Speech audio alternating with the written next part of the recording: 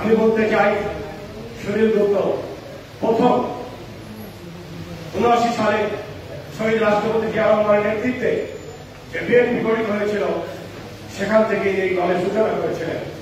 আজ করি নাই, ওনার আত্মার শান্তি কামনা করছি এবং তার পরিবারে যার সন্তানরা যারা আছে ওনার স্ত্রী এখনো জীবিত আছে, স্ত্রী সুস্বাস্থ্য কামনা করছে আজকে তার এবং তার সন্তান আমাদের সাথে রাজনৈতিকভাবে অত্যন্ত ঘনিষ্ঠ নেতৃত্ব দিয়েছে। ঢাকা মহানগরীতে ছাত্র দলের সঞ্জয় গুপ্ত আমাদের সাথে ছাত্রদল করেছে, যুবদল করেছে, এখন হয়তো জেলা বিএনপির সদস্য বা এলাকায় রাজনীতি করেন।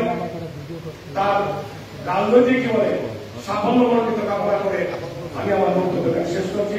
সকলকে ধন্যবাদ। ধন্যবাদ ভাই। আমাদের মাঝে আমরা এই তো সবাইকে বক্তব্য দেওয়ার জন্য স্পেস আমাদের নাই, সময় নাই, কিন্তু আমাদের মাঝে যারা একটু গুরুত্বপূর্ণ, বিশেষ করে গৌরবী আগুন যারা থেকে আগত, যারা আমাদের বিভিন্ন পর্যায়ে নেতৃত্বে আছেন, আমি একটু তারা যারা এখানে আছেন তাদের নাম বলছি। আমাদের মাঝে আছেন আবুল কালাম আজাদ, যুগ্ম আহ্বায়ক, আদালত থানা বিএনপি, উনি গৌরবীর সন্তান। জনাব জামালউদ্দিন ফকির, গৌরবী থানা বিএনপির যুগ্ম আহ্বায়ক। জনাব সাইদুল সেন্টু, সিনিয়র যুগ্ম আহ্বায়ক, বরিশাল উত্তর যুবদল। জনাব হাবিবুর রহমান মুন্সি, সিনিয়র যুগ্ম আহ্বায়ক, আগরতলা থানা যুবদল। জনাব কামরুজ্জামান খোকন, যুগ্ম আহ্বায়ক, গৌরবী থানা পৌর বিএনপি। জনাব কলিম হোসেন হাওলাদার, সাবেক মহানগর যুবদল সদস্য। জনাব বাবুল হোসেন মীর, সিনিয়র যুগ্ম আহ্বায়ক, সাবেক বাটা থানা বিএনপি। সরি, আমি দুঃখিত, সাজদা বাহাদুর, আপনার কাছে আমি দুঃখিত। আমাদের বরিশাল জেলা উত্তর আহ্বায়ক কমিটির সম্মানিত সদস্য জনাব সাজদা বাহাদুর আমাদের মাঝে উপস্থিত আছেন। আমি দুঃখিত আপনার নামটি একটু বলে দেওয়ার জন্য। আমাদের মাঝে উপস্থিত আছেন শফিকুল ইসলাম রহমান, সিনিয়র যুগ্ম আহ্বায়ক, স্বেচ্ছাসেবক দল গৌরদী। কাজী সাইফুল ইসলাম, সিনিয়র যুগ্ম সাধারণ সম্পাদক, কিশোরগঞ্জ কলেজ ছাত্রদল। আমাদের মাঝে উপস্থিত আছেন বিজু সরকার, সাংগঠনিক সম্পাদক, শ্রমিক দল আগরতলা। আমাদের মাঝে উপস্থিত আছেন রাহুল ইসলাম সাহেব, সদস্য সচিব, আগরতলা উপজেলা ছাত্রদল।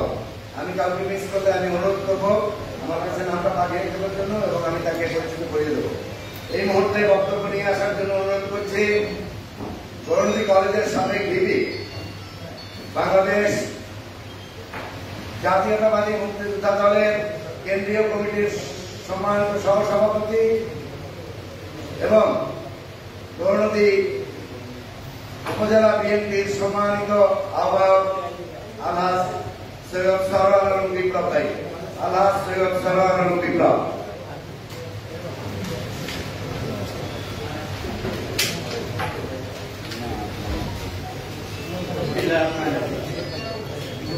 আজকে সম্মানিত সভাপতি, সম্মানিত প্রধান অতিথি, সম্মানিত বিরোধী ভাই, মানুষের নেতা এমপি নেতৃবৃন্দ, আমার উপস্থিত ভাইরা, আসসালামু আলাইকুম রহমতুল্লাহ। স্মরণ সভা আমি বিশেষ করে বিএনপি আহ্বায়ক, তখনকার ছাত্র দলের নেতা, বাংলাদেশ বিএনপি ছাত্র দলের প্রতিষ্ঠাকারী ভিপি সব নিয়ে তার সাথে আমার স্মৃতি জড়িত। কারণ জিয়া রহমান সাহেব যখন দল করলেন তখন তোমরাই প্রথম শুরু করলেন, দাদু ভাই, দাদু ভাই তারা শুরু করলেন দলটা। তখন আমরা ছোট, আমরা শুধু অনেক স্মৃতি আমার জড়িত, আমার মূল্যবান সময়টা আমার সাথে জড়িত। তো ওনার সম্বন্ধে আমার মন্তব্য হলো এটা যে ওনার মতো লোক বারবার এই দেশে আসা দরকার। আর মন্ত্রী থাকার পরে একটা বুদ্ধিমান ব্যক্তিত্ব, কারণ 4 বছরের জায়গায় 12 বছর বাংলাদেশের মন্ত্রিত্ব করছেন, কিন্তু মন্ত্রিত্ব করার পরেও কোন লোক তার সম্বন্ধে কোন খারাপ মন্তব্য করতে পারে। সাধারণ মানুষ, সাধারণ মানুষ, নাই কোনো হিংসা, নাই কোনো বিদ্বেষ, নাই কোনো পদের অহংকার। আর এখন আমাদের পদের অহংকার, মন্ত্রী হয়নি, এক মন্ত্রী 300 কোটি, 3000 কোটি টাকার মালিক, কিন্তু কত টাকার মালিক বলুন ওই ছেলেরা, তাদের একটু বোঝায়।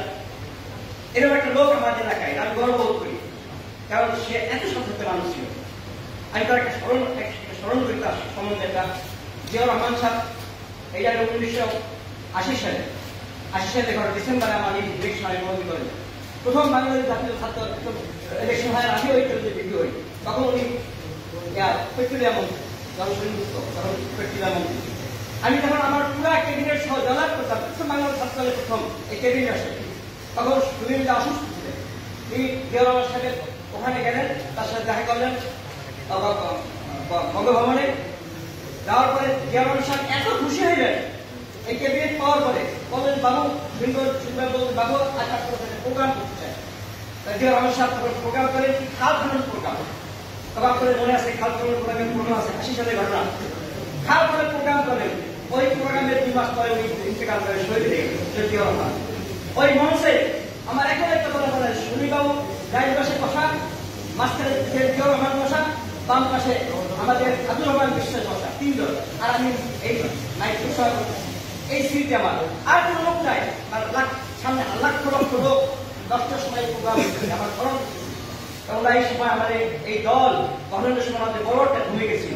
যদিও শেষ পর্যন্ত উনি যে কোনো কারণে আমাদের না থাকলেও একেবারে শেষ পর্যন্ত মৌতের সময় আমাদের সাথে মৃত্যুর সময় আমাদের সাথে আমরা আজকে ওনাকে বারবার স্মরণ করি যে যার তার কোনো এত বছর মন্ত্রিত্ব ছিল, কিন্তু কোনো মন্ত্রিত্বের কোনো কি নাই, তার কাছে কোনো ক্ষমতার কোনো গর্ব নাই। এইটাই থাকা উচিত ছিল মানুষের মধ্যে। আর আমাদের আজকে মন্ত্রী হইলে, এমপি হইলে, দলের নেতা হইলে, ছাত্রের সভাপতি হবে, যুবদলের সভাপতি নয়, কত এইটা ঠিক না। এই দেশের জন্য আমি আজকে ওনাকে স্মরণ করি, বারবার স্মরণ করি যে ওনার মতো একটা লোক আমাদের গর্ব, আমাদের লোক আমাদের এলাকায় নেতা ছিলেন, ওনার হাতে আমরা আসলে শিখছি।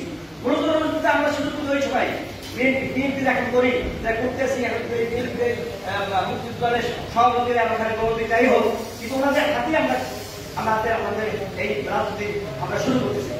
আজকে আমি একটা সুযোগ, আজকে আমাদের বাংলাদেশের একেবারে নিষ্কণ্ঠ, যার নামে কোনো কলঙ্ক না মন্ত্রিত্বে না রাজনীতিতে, আমাদের এখানে আমাদের স্থায়ী কমিটির সদস্য একটা মহিলা আছেন।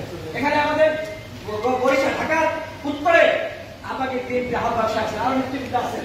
আমি একটা কথা বলি আজকে কোনো সময় যে আপনারা বিএনপি এত বড় দল,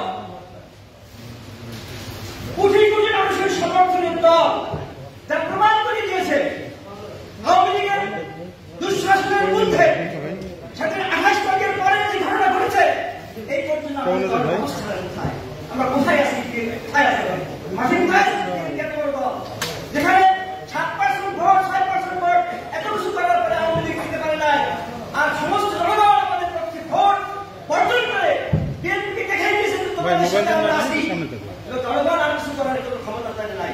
এইটাই তারা করতে পারে। আর করা দায়িত্ব নেতা কর্মীদের করা দরকার। আমরা কি করতেছি? আমরা কি এগিয়ে করবো?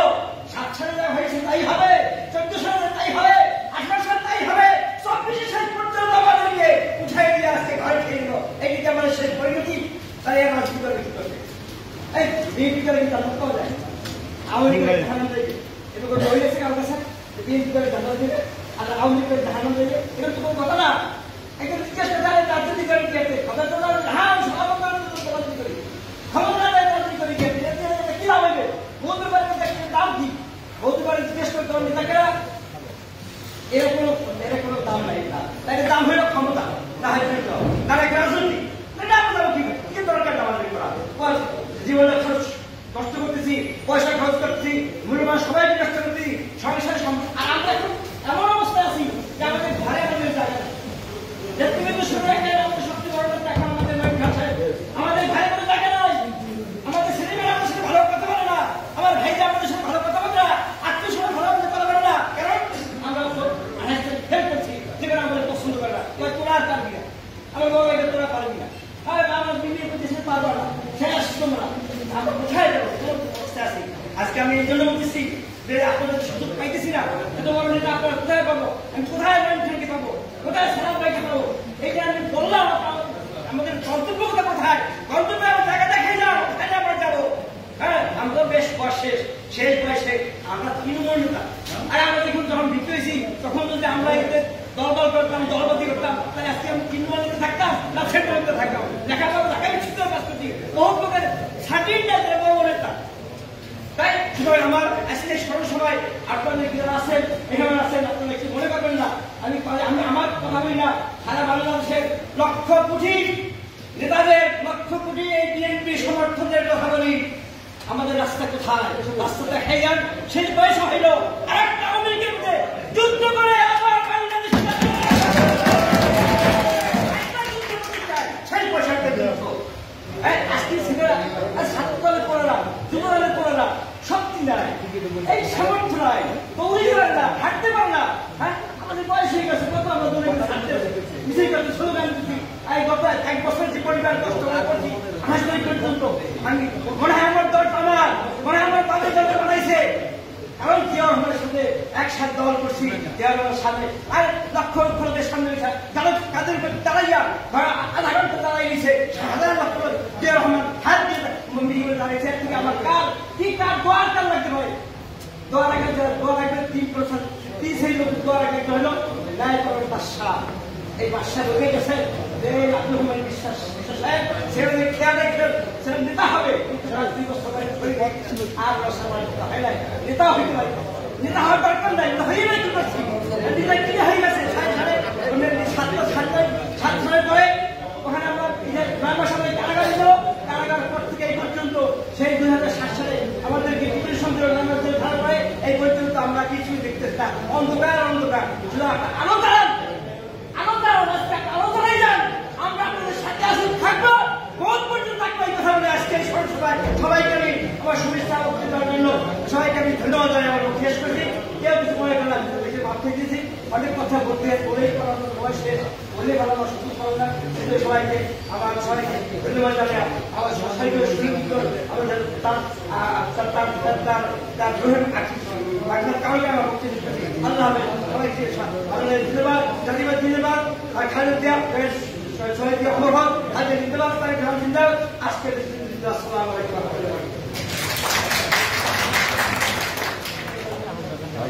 ধন্যবাদ বড় ভাই রাজনৈতিক সহকর্মী সরওয়ার ভাইকে। আমাদের মাঝে আরো উপস্থিত হয়েছে আজকে আব্দুল্লাহ মামুন, সদ্য বিরোধী কমিটি ছাত্রদল কেন্দ্রীয় কমিটির সহসাধারণ সম্পাদক, সাকিব সর্দার সাবেক সহ কৃষি ও গবেষণা বিষয়ক সম্পাদক ছাত্রদল কেন্দ্রীয় সংসদ, এবং শামীম আকন সহ সম্পাদক ছাত্রদল কেন্দ্রীয় সংসদ। আপনাদের সবাইকে আজকের অনুষ্ঠানে আসার জন্য ধন্যবাদ জানাচ্ছি। এখন আমাদের সামনে বক্তব্য নিয়ে আসবেন বাংলাদেশ জাতীয়তাবাদী দল কেন্দ্রীয় নির্বাহী কমিটির তথ্য ও গবেষণা সম্পাদক জনাব রিয়াজউদ্দিন নসু ভাই। জনাব রিয়াজউদ্দিন নসু ভাই।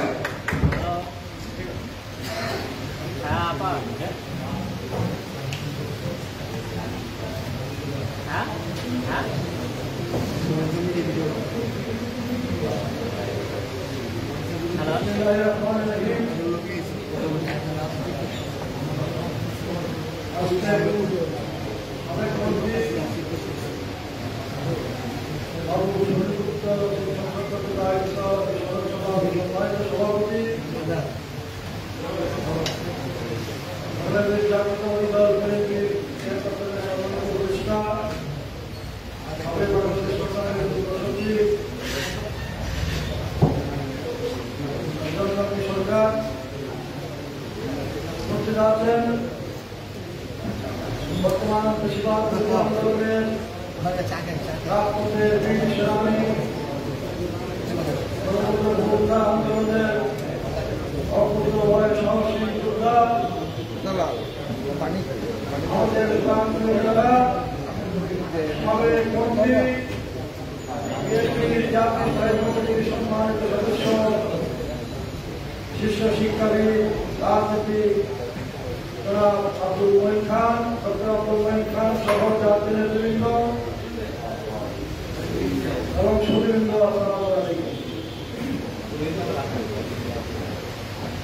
প্রিয় সুদীবৃন্দ, আজকে এখানে এসে সত্যি খুব ভালো লাগছে। সাম্প্রদায়িক সম্প্রীতির এক উদ্যোগ দৃষ্টান্ত আপনারা এখানে রেখেছেন। আলোচনা নদীবাসী লোকজন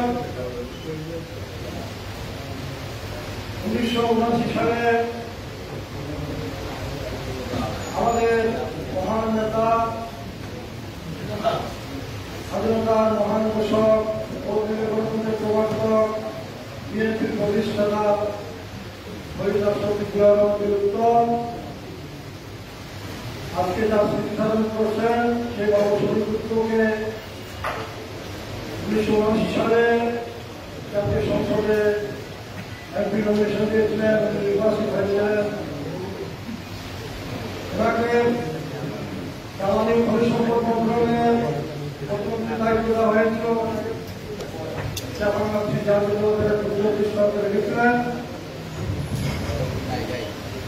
উনি একসময় বাসা নিয়ে করতেন। উনি 71 সালে একটা বীর মুক্তিযোদ্ধা ছিলেন, জাতীয় নেতা ছিলেন, সমাজ সেবক ছিলেন।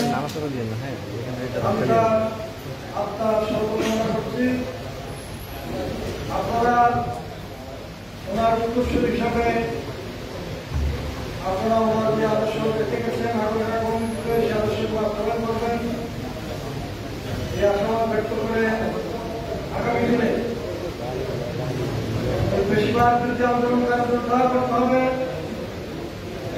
এই স্বৈরাচারকে ক্ষমতা থেকে হটাতে হবে।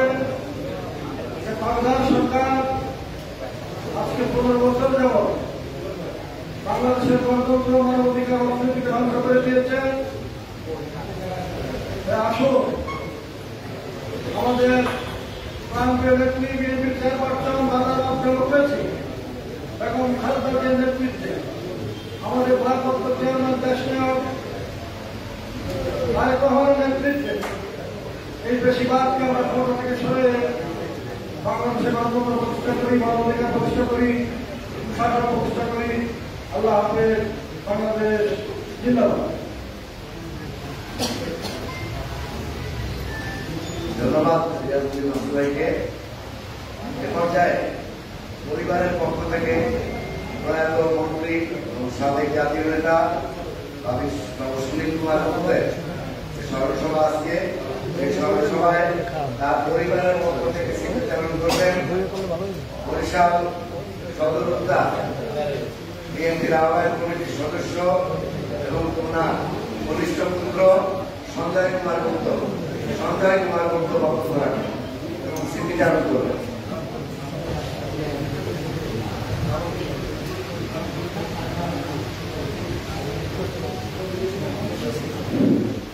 আজকের এই সভার সম্বন্ধে সভাপতি আমার পরম শ্রদ্ধেয় বিজনদা বীর সরকার, মাননীয় চেয়ারপারসনের উপদেষ্টা এবং প্রধান উপদেষ্টা বাংলাদেশ আসলে উপস্থিত সভাপতি।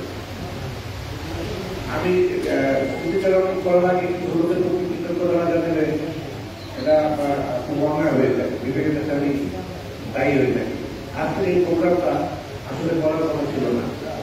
তখন ভাই আমার মা বাবার খবর পেয়ে এবং আমার মায়ের অসুস্থতার কথা শুনে আমার পাশে আমাকে দেখতে গিয়েছিলেন।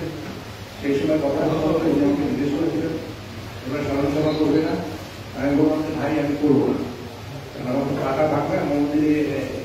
দুটো মন্দিরে এবং বাড়িতে আমার দুই ভাই এই অনুষ্ঠানটা করবে। তখন উনি আমাকে বললেন যে না, তোমাকে কোথাও কিছু করতে হবে না, তুমি শুধু যাবে, সমস্ত আয়োজন আমি করবো। এই যে একটা ভালোবাসা আমার বাবার প্রতি উনি শ্রদ্ধা দেখাচ্ছেন, একজন অভিভাবকের মতো উনি সমস্ত পরিশ্রমটা করেছেন প্রতিটা মুহূর্তে যে এই প্রোগ্রামটা যে উনি সময় ব্যয় করেছেন, এই জন্য প্রতি আমার কৃতজ্ঞতা জ্ঞাপন করছি। আমি বিশেষ করে কৃতজ্ঞতা জ্ঞাপন করছি আব্দুল সালাম কাকাকে। এই 16 বছরে একটা বছর শুধুমাত্র সালাম কাকাকে প্রোগ্রাম পাইনি, উনি আমেরিকাতে ছিলেন। এছাড়া যতবার বাবার প্রোগ্রাম হয়েছে সালাম কাকাকে টেলিফোনে বললেই বলতো আমি আসবো। সুতরাং আমি আজকে 16 বছর পরে শুধু সালাম কাকাকে একটা ধন্যবাদ না জানাই, আমার কৃতজ্ঞতা না জানাই, আমার মানে একটু একটা অপরাধ বোধ আসবে। এবং আমার আজকে যারা আজকে অনুষ্ঠানে যারা আসছেন মাননীয় প্রধান অতিথি বিএনপির স্থায়ী কমিটি সভাপতি স্থায়ী কমিটির সদস্য ডক্টর মোহিত ক্যান্সার, এই গরমের মধ্যে ওনার যে বয়স, যে তাপমাত্রা, তার মধ্যে উনি এই প্রোগ্রামে এসে উপস্থিত হয়েছেন আমার বাবার প্রতি কৃতজ্ঞতা জানানোর জন্য। এর জন্য আমি আমার অন্তরের আমি বিশেষভাবে ধন্যবাদ জানাই। নৌশু ভাইকে আমি বিশেষভাবে ধন্যবাদ জানাই এবং যারাই আজকে উপস্থিত হয়েছেন, কেন্দ্রীয় কমিটি, অন্য দলের, যুব দলের, আমার অন্য যারা ভাই বোনেরা, সকলের কাছে আমি চিরকৃতজ্ঞ করে থাকবো এবং তাদের সকলকে আমি ধন্যবাদ জানাচ্ছি।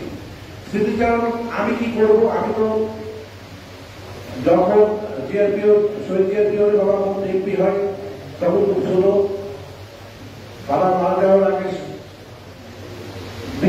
বেশি সময় আমি কাটিয়েছি।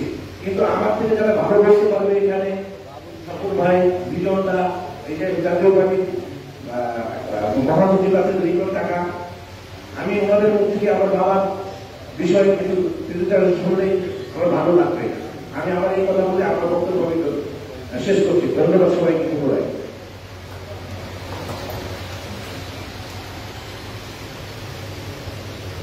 ধন্যবাদ সঞ্জয়। এ পর্যায়ে বক্তব্য নিয়ে আসছেন আমাদের আজকের অনুষ্ঠানের বিশেষ অতিথি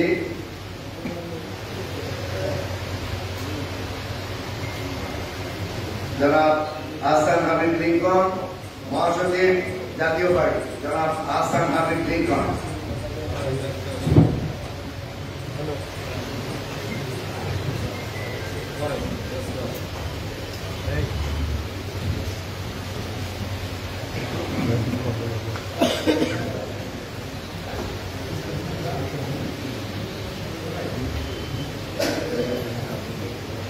বিসমিল্লাহিররহমানিররহিম।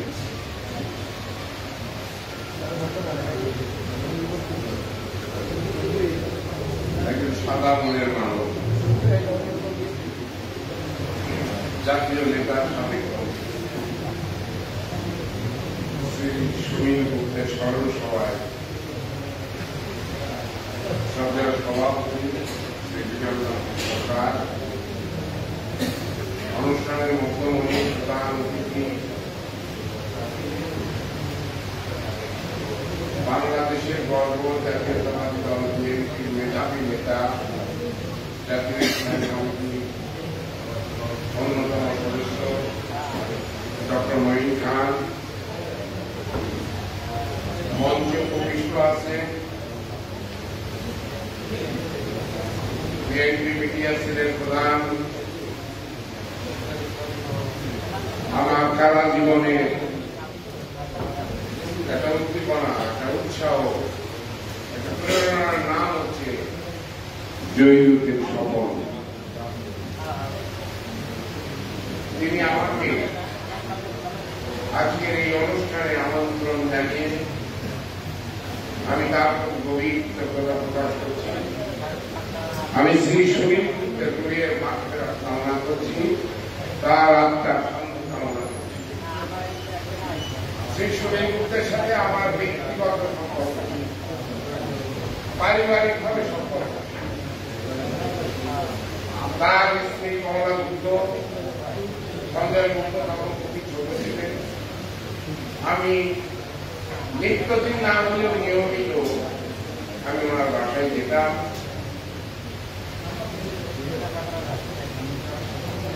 যে ফল যত ফলবতী, সে ফল যত গাছ তত নত জানি।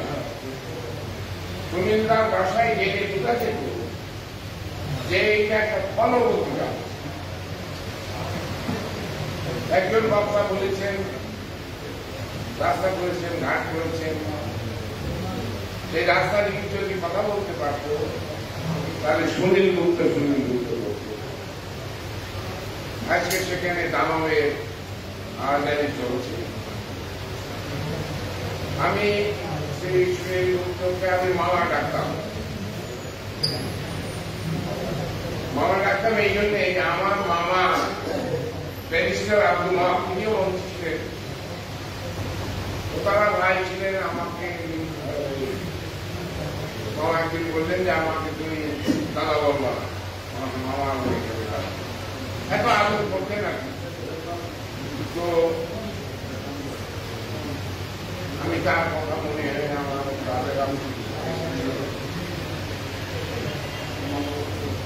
এই পর্যায়ে নেতা বিএনপিকে স্মরণ করে জহিরুদ্দিন স্বপন ভাই তা প্রমাণ করেছেন। বিএনপিতে এরকম অনেক মেধাবী নেতা আজকে আমাদের মাঝে নেই। আমি এখানে দাঁড়িয়ে শুধু এইটুকু প্রার্থনা করি যে শহীদ মুক্তির আত্মা শান্তি লাভ করুক। আর শহীদদার এই স্মৃতির প্রতি তিনি প্রেরণা হিসেবে আজকের এই স্মরণ সভার আয়োজন করেছেন। তারা জীবনে আমি অনেক নেতা আমার জীবনে আমি কখনো কোনো ছোট নেতার সাথে ব্যবসা করিনি, অনেক বড় বড় নেতা সেটার কথা, কিন্তু এই তারা জীবনে যে জহিরুদ্দিন স্বপনের সাথে আলোচনা করে আমার মনে হয়েছে উনি একজন রাজনীতিবিদ না, একজন রাজনীতির শিক্ষক। তার বিনয়, সুনীলদার মতোই তার বিনয়, তার আচরণ আপনারা এই যে তৃণমূল থেকে কেন্দ্র পর্যন্ত আজকে যে আয়োজন, এই আয়োজনে অনুভব করছে স্বপন ভাই। আপনারা সবাই তার জন্য দোয়া করবেন, সুনীলদার জন্য দোয়া করবেন, জহিরুদ্দিন স্বপন ভাইয়ের আপনাদের শক্তিশালী করবেন। আপনাদের সবাইকে ধন্যবাদ। আসসালামু আলাইকুম।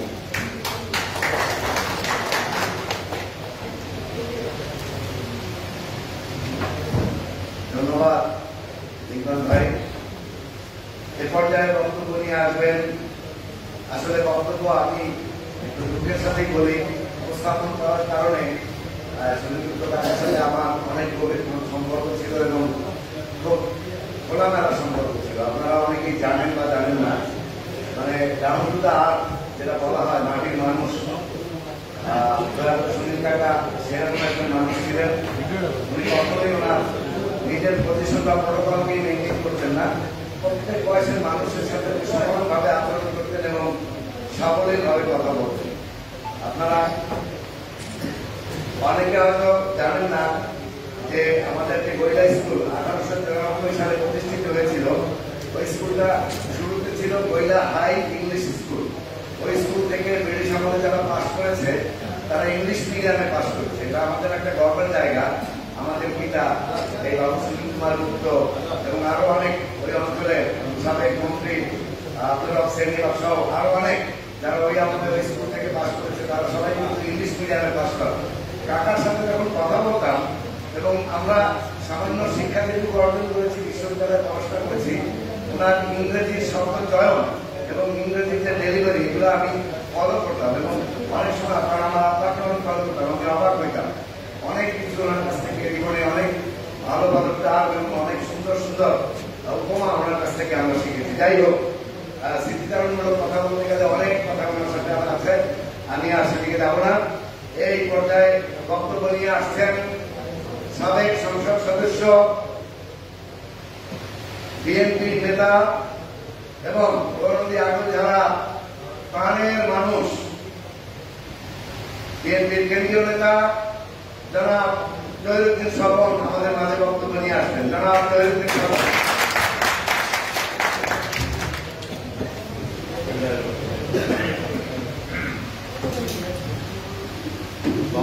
সমাবেশের সভার সভাপতি, বাংলাদেশ জাতীয়তাবাদী দলের ভাইস চেয়ারম্যান, আমাদের প্রিয় বন্ধু মানুষ বাবু বিধানতান্ত্রিক সরকারের মাধ্যমে আপনাদের সবাইকে অভিনন্দন জানাচ্ছি। আমি প্রথমেই অনুষ্ঠান আয়োজনের পক্ষে, বিশেষ করে পরিবারের পক্ষ থেকে এবং কৃষি সংস্থাদের পক্ষ থেকে এবং বাবু সুনীল কুমার গুপ্তের প্রশাসনের পক্ষ থেকে আজকে তোমার অতিথি চট্টগ্রাম মনের ধারে কৃতজ্ঞতা জানাই। আজকের এই প্রচন্ড গরম, এত তাপ, ওনার মতো একজন বয়স্ক মানুষ নিজে এত কষ্ট করেও এখানে উপস্থিত হয়েছে শেষ পর্যন্ত। আমি পরিবারের পক্ষ থেকে, কৃষি সংস্থাদের পক্ষ থেকে, আমার পক্ষ থেকে আমি অন্তত গভীরভাবে কৃতজ্ঞতা প্রকাশ করছি। আমি কৃতজ্ঞতা জানাই বিশেষ অতিথি আমার অত্যন্ত ঘনিষ্ঠ বড় ভাই বন্ধু জনাব মহানগরী বিএনপির সভা আহ্বায়ক দেশনেত্রী বেগম খালেদা জিয়ার উপদেষ্টা জনাব আব্দুল সালাম সাহেবের প্রতি কৃতজ্ঞতা জানাই। জাতীয় পার্টি কাজী জাফর আহমেদের অংশের মহাসচিব বাবু কুমার গুপ্তের দীর্ঘদিনের সহকর্মী জনাব আহমদ হাবিব বুদ্ধিজীবীদের প্রতি, আপনারা সবাই হয়তো বাবু কুমার গুপ্তকে কাছের থেকে দেখেন নাই, কেউ কেউ দেখেছেন, কেউ কেউ দেখেন নাই। বাবু কুমার গুপ্ত আমাদের কাছে এই কারণে গুরুত্বপূর্ণ যে আমাদের নির্বাচনী এলাকাগুলো যদি আলোচনা বা বরিশাল অঞ্চল বা দক্ষিণ অঞ্চল, এই অঞ্চলে শহীদ রাষ্ট্রপতি জিয়াউর রহমান যখন বাংলাদেশি জাতীয়তাবাদের দর্শন এবং আদর্শকে হাজির করেছেন এবং সেই মানুষের মধ্যে যারা যারা তুলে ধরেছেন, তার মধ্যে অন্যতম একজন সংগঠক এবং নেতা ছিলেন বাবু কুমার গুপ্ত। উনি হিন্দু সম্প্রদায়ের পরিচয় থাকার কারণে জিয়াউর রহমানের বাংলাদেশি জাতীয়তাবাদের যে বহুত্বতা, যে প্লুরালিটি, বহু ধর্ম, বহু ভাষা, বাঙালি এবং অবাঙালি সহ সকলকে মিলে যে বাংলাদেশি জাতীয়তাবাদের যে ব্যাখ্যাটা হাজির করতেন, তখন ওই মঞ্চে বাবু সুনীল কুমার গুপ্তের উপস্থিতির কারণে বাংলাদেশি জাতীয়তাবাদের এই বহুত্ববাদের ব্যাখ্যাটা কিন্তু প্রতিষ্ঠা লাভ। শহীদ জিয়াউর রহমান একদিকে যেমন ধর্মীয় মূল্যবোধকে প্রতিষ্ঠা করেছেন, অপরদিকে কোনো বিশেষ ধর্মের আধিপত্যের চিন্তাকে উনি নাকচ করেছেন। শহীদ জিয়াউর রহমান একদিকে যেমন বাংলা ভাষা, বাঙালি জাতীয়তাবাদের কথা বলেছেন, একই সঙ্গে এই সকল কিছু মিলিয়ে আমাদের ভাষা, আমাদের সংস্কৃতি, আমাদের এই সম্পদ বর্গমাইলের সংখ্যাগরিষ্ঠ মুসলমানদের সংস্কৃতির সঙ্গে বাঙালি জাতীয়তাবাদের সংমিশ্রণের মধ্যে দিয়ে যে বাংলাদেশি জাতীয়তাবাদ তৈরি হয়েছে, এই দর্শন হাজির করেছেন শহীদ রাষ্ট্রপতি জিয়াউর রহমান। এবং তখন এই দর্শনের ব্যাখ্যা, রাজনীতির ব্যাখ্যা, সংগঠন, নেতৃত্ব, একদলীয় শাসন ব্যবস্থার বিপরীতে বহুদলীয় গণতন্ত্র প্রতিষ্ঠা করার এই দায়িত্ব যারা পালন করেছেন, তার মধ্যে অন্যতম একজন বাবু কুমার গুপ্ত। এবং তিনি তখন ধর্মীয়ভাবে সংখ্যালঘু সম্প্রদায়ের পক্ষ থেকে একজন নেতা হওয়ার কারণে তার উপস্থিতি ছিল তৎকালীন সময়কাল রাজনীতির জন্য একটি আলাদা গুরুত্ব। এবং সেটা শহীদ জিয়াউর রহমান বুঝতেন বলেই কিন্তু তার মধ্যে একজন বিনয়ী, তার মধ্যে একজন আপদমস্তক রাজনীতিবিদকে তিনি ক্যাবিনেট মিনিস্টার করেছেন। এবং এটা খুব ঘটনা পরম্পরায় আমরা খুবই সৌভাগ্যবান, বাবু সুনীল কুমার গুপ্তের ক্যাবিনেটের যে সহকর্মী ছিলেন খাদ্যমন্ত্রী জনাব আব্দুল মমিন খান, তারই সুপুত্রে কিন্তু আমাদের আজকে প্রধানমন্ত্রী ডক্টর আব্দুল মমিন খান। আপনারা যে মমিন বাক্য ছিলেন, যে শহীদ বাগের পাশে মমিন খান, ওইটা আমাদের নেতা মরহুম মমিন খানের নামে, ওনার সুযোগ্য পুত্র হচ্ছে ডক্টর আব্দুল মমিন খান। এবং বাবু সুনীল কুমার গুপ্ত এবং মমিন খান সাহেব একই ক্যাবিনেট ছিলেন। মমিন খান সাহেব সিনিয়র ছিলেন, ওই সাবেক সচিব ছিলেন। জিয়াউর রহমান সাহেব এরকম কিন্তু খুঁজে খুঁজে খুঁজে খুঁজে ওনার বাবার মতো যেমন বিজ্ঞ, বিদ্বান, সচিব এরকম ব্যক্তিত্বকে বের করেছেন, তেমনি আবার বাবু সুনীল কুমার গুপ্তের মতো একজন তৃণমূল থেকে উঠে আসা এবং এরকম একজন অসাম্প্রদায়িক মানুষ এবং এটা অমুসলিম সম্প্রদায়ের বিশ্বাস থেকে আসা একটা ব্যাকগ্রাউন্ডের লোককে ক্যাবিনেটে পর্যন্ত যুক্ত করে তিনি এই রাজনীতির যে বার্তা, এই বার্তাটা দেশে এবং বিদেশে সব জায়গায় কিন্তু দেওয়ার জন্য। আমি যতটুকু বাবু সুনীল কুমার গুপ্তকে কাছে থেকে দেখেছি, আমার কাছে কখনোই আমি তার মধ্যে একজন রাজনৈতিক নেতা বা কর্মীর বৈশিষ্ট্যের কোন ঘাটতি আমি দেখি নাই।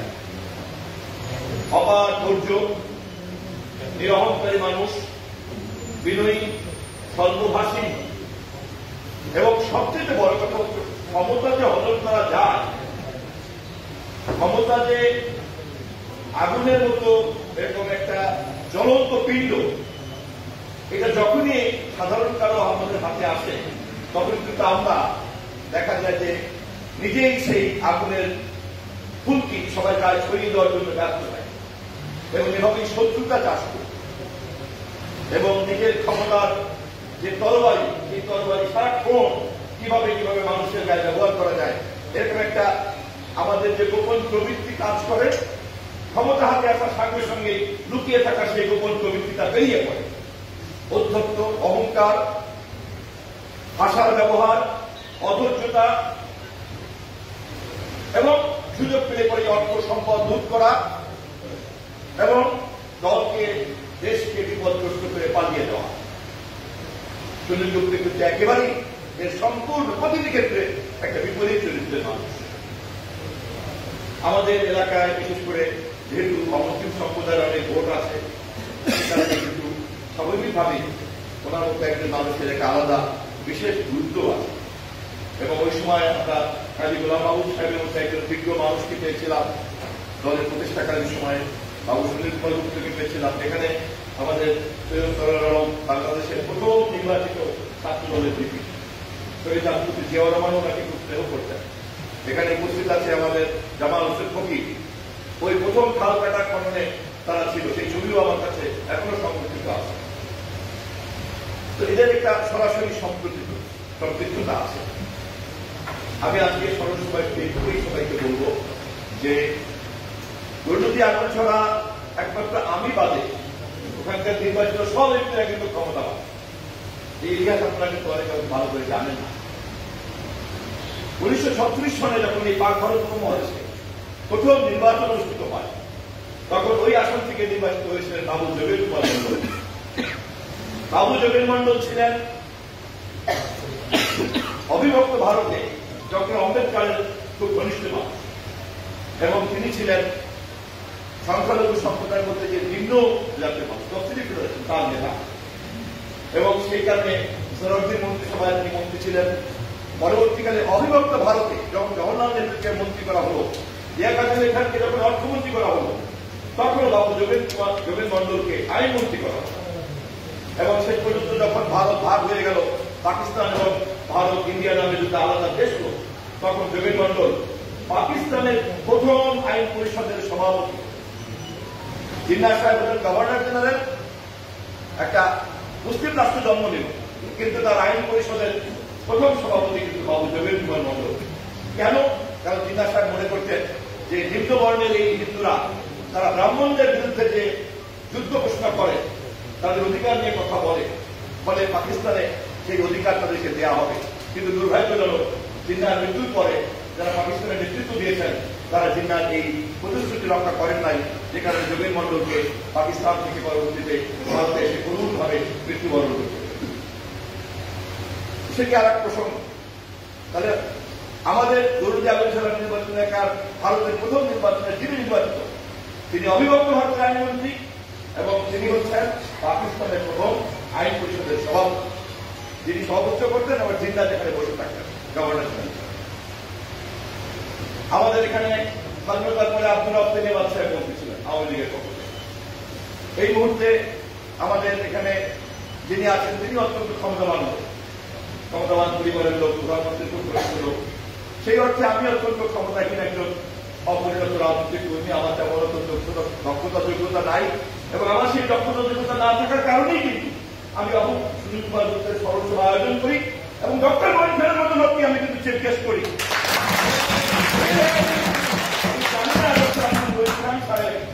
আমাদের এই অনুভূতি, আমাদের এই স্নেহ, আমাদের এই ভালোবাসা, শ্রদ্ধা উনি কতটা অনুভব করেন। আমি পরিশেষে আবারও বাবু সুনীল কুমার গুপ্তের স্বর্গীয় আত্মার শান্তি কামনা করি। আমি তার পরিবারের প্রতি সমবেদনা জানাই। আমি তার আমার মায়ের মতো তার সাথে দেখা করে শুনি। আমি আপনাদের সকলের প্রতি কৃতজ্ঞতা জানাই। ভবিষ্যতেও রাজনীতির এই ধারা, ত্যাগের ধারা, এই ধারাকে অব্যাহত রাখা এবং সে কারণেই এই স্মরণসভা কেবলমাত্র স্মরণ করার জন্য না, স্মরণসভা কিন্তু যে সমস্ত মানুষকে আমরা স্মরণ করি তাদের গুণগুলিকে পরবর্তী প্রজন্মের কাছে প্রবাহিত করাই কিন্তু আমাদের কাজ। আমি আপনাদের সকলকে পরিশেষে আবারও ধন্যবাদ জানিয়ে প্রধান অতিথি সহ, সভাপতি সহ, বিশেষ অতিথি সহ সকলকে কৃতজ্ঞতা জানিয়ে ধন্যবাদ জানিয়ে আমার বক্তব্য শেষ করছি। সবাইকে ধন্যবাদ। খোদা হাফেজ। বাংলাদেশ জিন্দাবাদ। শহীদ জিয়া অমর হোক। বেগম খালেদা জিয়া জিন্দাবাদ। তারেক রহমান জিন্দাবাদ। ধন্যবাদ আমাদের প্রাণের নেতা সকল আপনার বক্তব্যের জন্য। নিয়ে আসবেন আমাদের এই অনুষ্ঠানের সম্মানিত বিশেষ অতিথি ডেপুটি মেয়র ঢাকা এবং সাবেক ডেপুটি মেয়র এবং ঢাকা মহানগর দক্ষিণ বিএনপির সম্মানিত আহ্বায়ক বীর মুক্তিযোদ্ধা জনাব আব্দুল সালাম।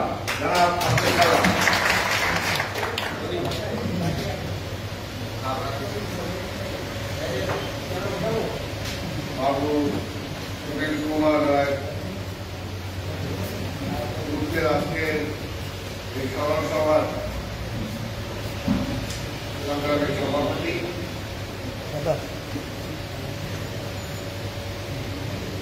গণপ্রজাতন্ত্রী বাংলাদেশ সরকারের সাবেক সচিব সুজানকান্তি সরকার, উপস্থিত আছেন আজকে প্রধান অতিথি বিএনপির স্থায়ী কমিটির অন্যতম সদস্য সাবেক মন্ত্রী, একজন শিক্ষাবিদ, শিক্ষা বিভাগী, একজন সৎ মানুষ, একজন মেধাবী মানুষ এবং আমার ছোট বড় ভাই ডক্টর হুমায়ুন খান। আজকে যার বক্তব্য এই মাত্র শুনলেন,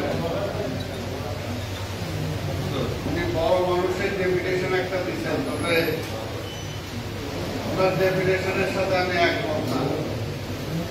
ক্ষমতাবান সেটার সাথেও একমত না।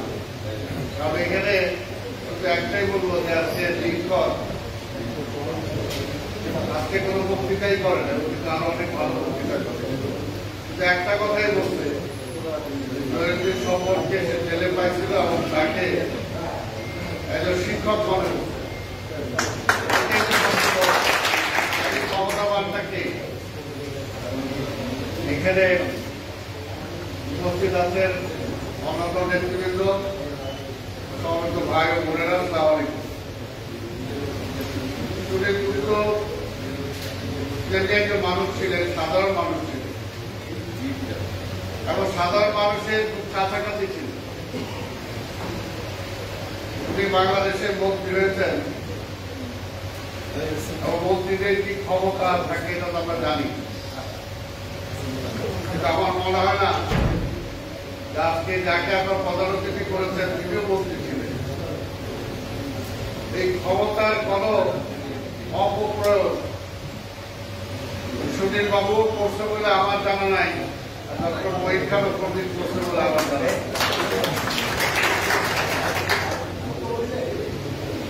আমি মন্ত্রী থাকা অবস্থায় ওনার চেম্বারে কোনোদিন যাইনি। মহিন ভাইয়ের চেম্বারও মন্ত্রী থাকা অবস্থায় আমি দুদিন গেছি, সেটাও মন্ত্রীদের কাজে না। আমি গেছি যে আমার স্কুলের বড় ভাই স্কুলের একটা কাজ, কিন্তু দেখেছি সুনীল গুপ্ত সাহেব মন্ত্রিত্ব ছিলেন, অনেক কিছু করা সম্ভব ছিল।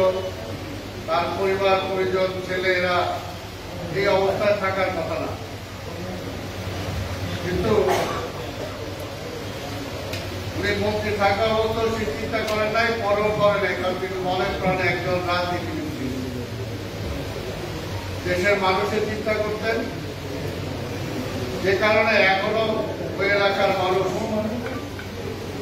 সুনীল গুপ্ত সাহেবকে স্মরণ করে। আর এখন তো আরো বেশি করা উচিত। বাবু, এখন তো আরো বেশি করা উচিত, কারণ বাংলাদেশে ক্ষমতায় এমন একটা দল আওয়ামী লীগ, এই আওয়ামী লীগে কত বড় স্বৈরাচার এটা যদি দেখতে হয়, তাহলে আজকে সুনীল গুপ্ত এলাকার স্বপন সাহেবের এলাকায় আজকে সবাই যাওয়া উচিত, যে কত বড় স্বৈরাচার হবে। কারণ এখানে গণতন্ত্র গণতন্ত্রই নাই। কি ভাই আছে নাকি? কোনদিনই নাই। তারা এগুলো বুঝেই না। তারা বুঝে তারা মাত্র, তারা মালিক। আজকে আমি মাঝে মাঝে হাসি, যখন আজকে অবৈধ প্রধানমন্ত্রী বলেন এমপি মন্ত্রীদের রাষ্ট্রীয় সদর মুখ সমুখ এরা দাঁড়াইতে পারবে না, তোমার দাঁড়াইছিল। আজকে প্রধানমন্ত্রী আত্মীয় স্বজন সব হইতে পারবে, আর অন্য কেউ আত্মীয় স্বজন হইতে গেলে অসুবিধা আছে। আজকে একটা লিস্ট যদি বানান তাহলে দেখবেন যে বাংলাদেশে আজকে ক্ষমতায় কিন্তু ওই আওয়ামী লীগ না, আজকে তার পরিবার। কি কথা ঠিক কিনা বলেন না কেন? বললে তো একটু দোষ আছে, তাই না? আজকে এটা তো সত্য, এই বাস্তবতা। এই কারণে আমি যে সবসময় প্রথম কথায় আমি বললাম, এই ক্ষমতা না। এই যে আজকে আক্ষেপ করে, এখন তারেক রহমানের ডাকে আপনি আসেন না কেন, আপনার মা অসুস্থ। আমি তো বলি, যখন তোমার বাবা মারা গেছিল তুমি আসো নাই কেন? আসো নাই কেন? আক্ষেপ করে, আবার নিজেও বলে মাঝে মাঝে, আমার বাবা মারা যাওয়ার পরে আমার এত দলবল এত লোকজন কাউকে বুঝে পাওয়া যাবে, তো তোমারও তো বুঝে পাওয়া যায়। তারেক সাহেবের তো পাসপোর্ট নাই, আপনার তো পাসপোর্ট ছিল, আসেন নাই কেন? তারেক সাহেবের পাসপোর্ট তো ঠিক করে রাখছেন, চাওয়া হয়েছে এমবেসিতে, দেন নাই। কাজেই কথা বলা যায়, বলাটা সহজ। আজকে আমাদের বিপি সাহেব আক্ষেপ করছেন, অনেক কষ্ট আছে, হ্যাঁ থাকতেই পারে, কিন্তু এইটাও মনে রাখতে হবে যে শহীদ জিয়ার দল আপনি করেন, যে শহীদ জিয়া এই দেশে এইরকম একটা আওয়ামী লীগের বিরুদ্ধে, শহীদ জিয়া যখন ক্ষমতায় আসছিলেন তখন কি ছিল? কিছুই ছিল না। কোন গণতন্ত্র ছিল না, কোন রাজনীতি করার অধিকার ছিল না, কারো কথা বলার কোন অধিকার ছিল না। দেশে মার্শাল ল ছিল, মার্শাল ল কে দিয়েছিল? আওয়ামী লীগ দিয়েছিল। মার্শাল ল কেউ দেয় নাই, আওয়ামী লীগ দিয়েছে। শেখ মুজিবের মারছে কে? আওয়ামী লীগ মারছে। আজকে জোর করে তারা সেনা চাপায় নেয়। আর্মির মধ্যে বিদ্রোহ ছিল, কেউ কাউরে মানত না। আর্মির মধ্যে কাউন্টার হইত। পুলিশের কি অবস্থা ছিল, বিশ্ববিদ্যালয়গুলোর কি অবস্থা ছিল, কোথাও কোন ডিসিপ্লিন ছিল, মানুষ না খেয়ে মারা যেতেছিল, দুর্ভিক্ষ দিল দেশে। এমন একটা সময় জিয়া রহমান এই দেশের ক্ষমতায় আসছেন কি জনগণ, সেনাবাহিনী তাকে ক্ষমতায় নিয়ে আসছে। এবং সেই অবস্থায় তিনি এই ধরনের শরীরগুপ্ত সাহেব একজন দেশপ্রেমী আর যে লোক, আর কিছু লোককে তিনি যোগাইছেন যাদের মাথায় কিছু আছে, মাথায় কিছু আছে। হিলু ছাড়া হয় না, মেধা ছাড়া হয় না। ওই ডক্টর মঈন খানের ব্রেন আমার কোনোদিন হবে না, হাজার কিছু পাইটা খাওয়াইলেও হবে না, এগুলো আল্লাহ প্রদত্ত। সেই কারণে জিয়া রহমান আমার কিছু মেধাবী লোক কাল ছিলেন। আয়না সেই সময় যে রাষ্ট্র চলছিল না, সেই সময় একটা রাষ্ট্র মানে একটা কি বলে ব্যর্থ রাষ্ট্র থেকে ঠেলে দিয়েছিল আওয়ামী লীগ, সেই রাষ্ট্রটাকে তিনি পুনর্নির্মাণ করেছেন, সমস্ত জায়গায় সিস্টেম নিয়ে আসছিলেন। সেটা কিভাবে সম্ভব হয়েছিল? মেধার মূল্যায়ন করেছিলেন। আজকে কোন মেধার মূল্যায়ন আছে? প্রধানমন্ত্রী উনি সব বুঝেন, সব জানেন। উনি কোরআন শরীফও বুঝেন, উনি বাইবেলও বুঝেন, উনি গীতাও বুঝেন, উনি কমার্সও বুঝেন, উনি অর্থও বুঝেন, উনি পাটও বুঝেন, উনি সবই বুঝেন, আসলে কিছুই বুঝেন। তাহাজ্জুদের নামাজ করে তারপর সকাল থেকে মিথ্যা কথা বলেন।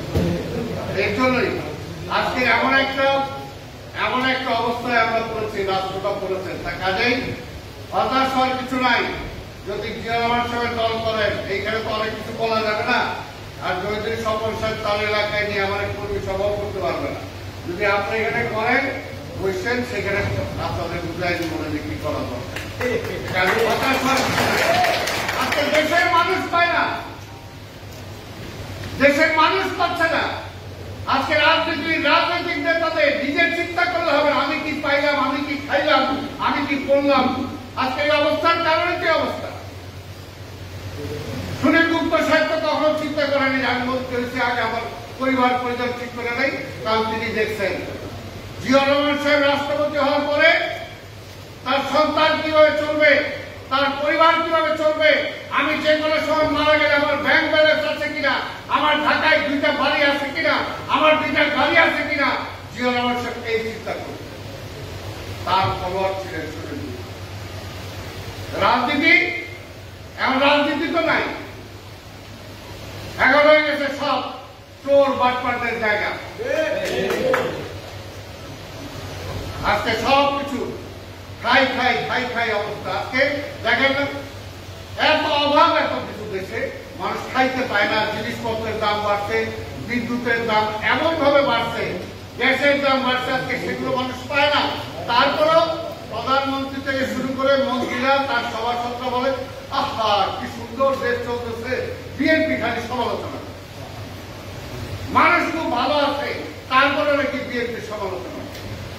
অর্থাৎ একটা সমস্যা যে আছে এইটাই স্বীকার করতে চায় না, স্বীকার করতে এই জন্যই চায় না কারণ সমস্যার সমাধান তার কাছে নাই, সমাধান তার কাছে নাই। সমাধান ছিল জিয়া রহমানের কাছে, সমাধান করতে হবে বিএনপির কাছে। এর জন্যই মানুষ বিএনপির দিকে তাকায় আছে, এই জন্যই মানুষ বলে যে বিএনপি কি করতেছে, আমরা তো বিএনপির কাছেই চাই। এই দেশের সমস্যা সৃষ্টি করেছিল আওয়ামী লীগ, এখনো সমস্যা সৃষ্টি করেছে আওয়ামী লীগ, সমাধান করতে হবে বিএনপিকে। এই জন্য মানুষ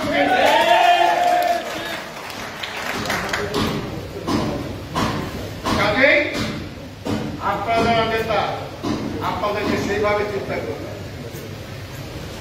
সফল বলে গেছে লিখন, আমি বললাম বেগম খালেদা জিয়া তাকে এমপি বানাইছেন, তাকে তথ্য গবেষণা সম্পাদক করছেন, সম্পাদকেরও কিন্তু একটা জায়গা আছে। অর্থাৎ যা দিয়ে দলের কর্মীদেরকে সৃষ্টি করা, বুদ্ধি দেওয়া, তাদের বুদ্ধিবৃত্তির বিকাশ করা। তাই আজকে দেশের যে অবস্থা, এই অবস্থা এখন আমাদেরকে এটা হইলে চলবে। এখন সত্যিকার অর্থে যেটা যে জনগণের অধিকার যদি ফিরাই দিতে হয়, তাহলে আমাদেরকে আমাদের অনেকে চলে গেছে না, অনেকে চলে গেছে, অনেকে মেরে ফেলছে, জেলখানায় বিনা বিচারে মারা হতেছে, মরে যাচ্ছে। সেটা একটা এই পর্যন্ত এই সরকার কোন ইনকোয়ারি করে নাই।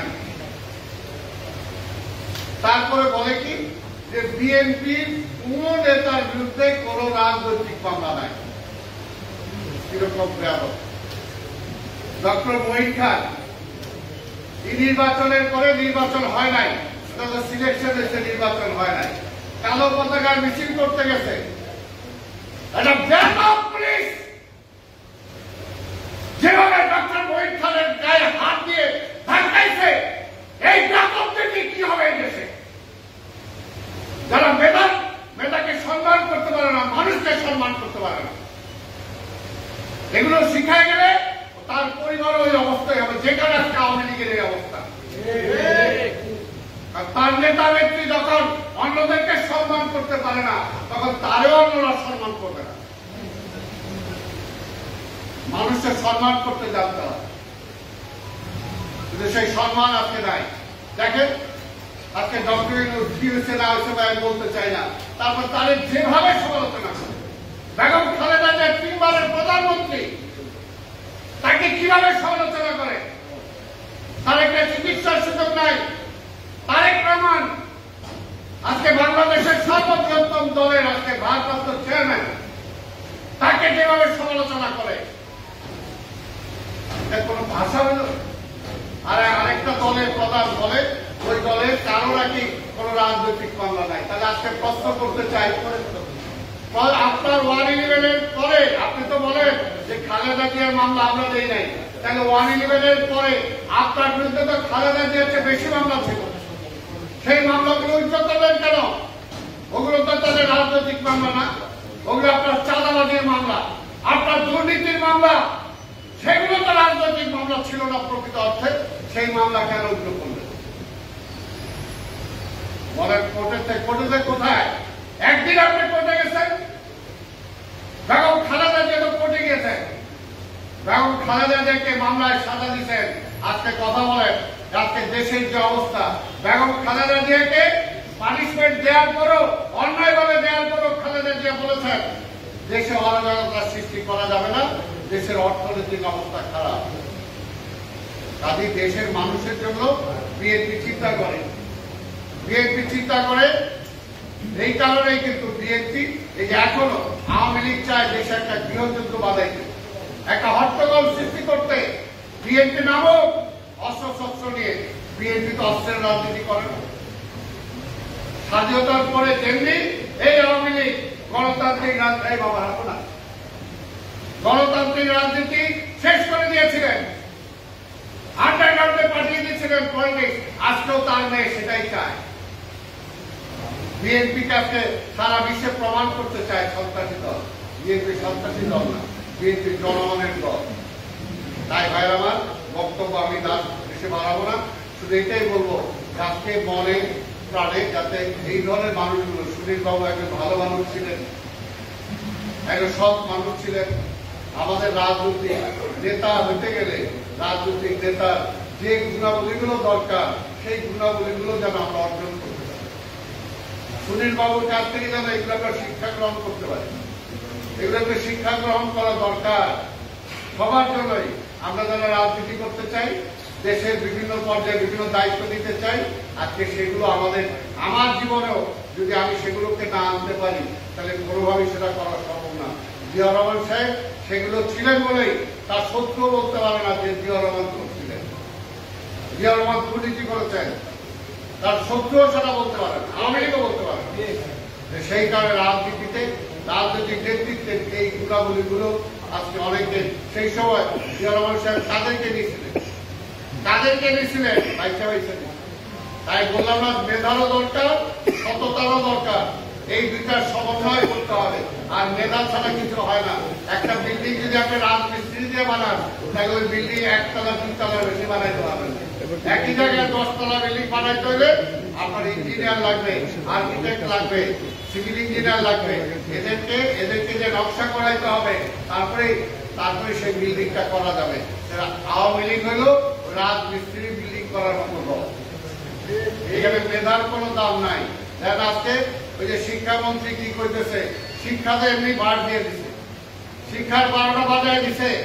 আজকে কমলমতি ছেলেমেয়েরা আজকে গরমের মধ্যেই কতজন মারা গেছে, তারপরও বলতেছে এইটা দেখতে হবে স্কুলে মারা গেছে না বাইরে মারা গেছে। চিন্তা করে দেখে, এই হলো আওয়ামী লীগ। সাদেক হোসেন খোকাকে গুলি করে রক্তাক্ত করে দিছে, তারপরে সেই সময় হোম মিনিস্টার নাসিম বলছে দেখতে হবে এটা মানুষের রক্ত না কোন রক্ত। এই হলো আওয়ামী লীগ, এই হলো আওয়ামী লীগের চরিত্র। এই জন্য তো আমি বললাম আপনারা সবাই কষ্ট আছেন। এই জয়ন্তী স্বপনের এলাকার মানুষ আমি জানি যারা বিএনপি করেন, সত্যিকার অর্থেই ওই টোটাল দক্ষিণবঙ্গে আছেন, তবে এলাকার মানুষ আরো বেশি কষ্ট আছেন। কেন আছেন? রাজনীতি দাঁড়ায়। কেন আছেন? পরিবারতন্ত্রের সন্ত্রাস। পরিবারতন্ত্রের সন্ত্রাস। ওই পরিবারের হেডকে শেখ হাসিনা এগুলো করেন, ঢাকায় করেন, দৌড়গুলো কম। কাজী সে কিভাবে দেশ চালাবে?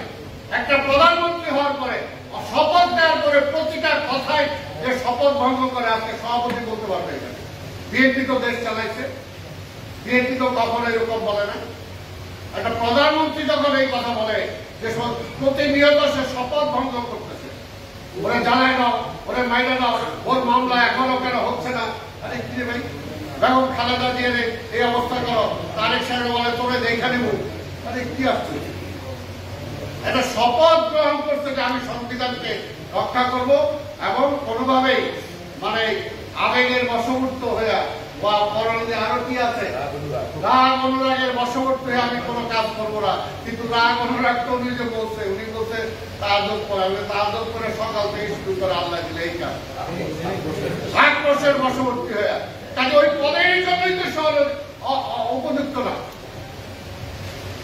ওই পদের উপযুক্ত না, এমনি একটা অবস্থায় আমরা আছি। কাজে এইরকম আইনি জাহিলিয়াতের যুগে পড়ে যেতে হবে। একটা এইরকম একটা সন্ত্রাসের যুগে, এইরকম একটা ফ্যাসিবাদের যুগে আমরা আছি। কাজেই সবকিছু হলো এই ফ্যাসিবাদ থেকে মুক্ত হইতে হইলে আমাদেরকে একটা ভোটের জন্য যাইতে হবে। আর ভোটের মধ্যে পরিবর্তন হইলেই বিএনপি ক্ষমতায় যাবে।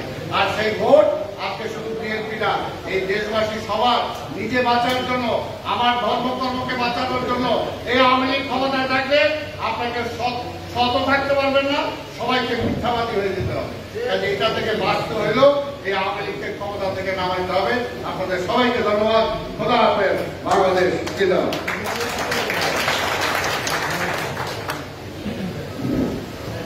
ধন্যবাদ মাননীয় নেতা সালাম ভাই। আমাদের মাঝে আমাদের এলাকার আরেকজন নেতা বরিশাল জেলা বিএনপি আহ্বায়ক কমিটির সম্মানিত সদস্য জনাব মনিরুজ্জামান আমাদের মাঝে এসে উপস্থিত হয়েছেন। আমি এই মুহূর্তে বক্তব্য নিয়ে আসার জন্য অনুরোধ করছি বিএনপির চেয়ারপারসনের উপদেষ্টা ও বাবু সুনীল কুমার গুপ্ত, সিটি সংসদের সম্মানিত প্রধান উপদেষ্টা জনাব, এবং আজকে আমাদের এই সভার সম্মানিত সভাপতি জনাব বিজন কান্তি সরকার। জনাব বিজন কান্তি সরকারকে তার বক্তব্য উপস্থাপনের জন্য অনুরোধ করছি।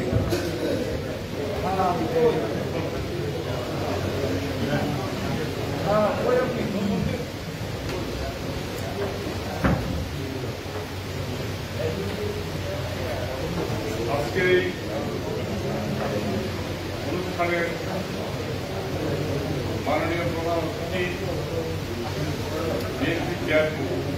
বিএনপির স্থায়ী কমিটির অন্যতম সদস্য,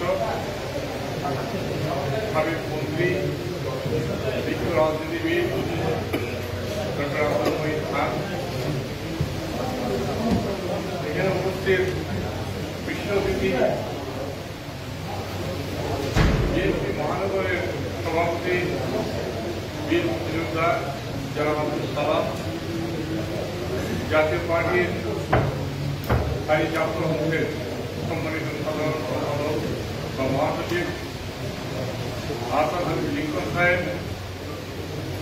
আপনাদের বিশেষ করে আজকে যারা উপস্থিত আছেন তাদের আমি বুঝতে পারছি যে একটা পরামর্শই আছেন। বাবু সুনীল গুপ্ত যে নির্বাচনী এলাকা ছিল, যে বাড়ি, সেই গৌরবতী আগরছড়ার মানুষ, সেই গৌরবতী আগরছড়ার এক সময়কার জাতীয় সংসদ সদস্য, পরবর্তীকালে হয়তো বারবারই হতে পারতেন, নির্বাচন তো হয়নি। কাজেই কিন্তু আপনাদের প্রাণের নেতা জনাব জহিরুদ্দিন স্বপন, বিএনপি হইয়া উইংয়ের প্রধানমন্ত্রী, সেখানে উপবিষ্ট মঞ্চে আরো অন্যান্য শ্রদ্ধেয় নেতৃবৃন্দ, আগরতলা এবং গৌরবতীর সম্মানিত যারা আপনারা এসছেন প্রতিমন্ডলী এবং যারা মিডিয়ার কাজ করছেন, ইলেকট্রনিক মিডিয়া, প্রেস মিডিয়া এবং আরো যারা এসছেন এই স্মৃতি অনুষ্ঠানে, তাদের সকলকে আমি আমার আজকের এই আয়োজনের পক্ষ থেকে অভিনন্দন জানাচ্ছি, কৃতজ্ঞতা জানাচ্ছি।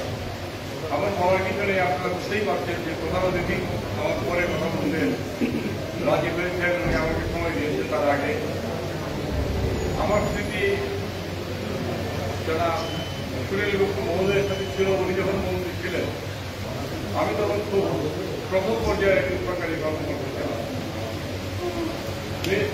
তখন আমি ঢাকা জেলা প্রশাসকের দপ্তরে কাজ করতাম এবং ভূমি নিয়ে কাজ করতাম। উনি ভূমি মন্ত্রী ছিলেন।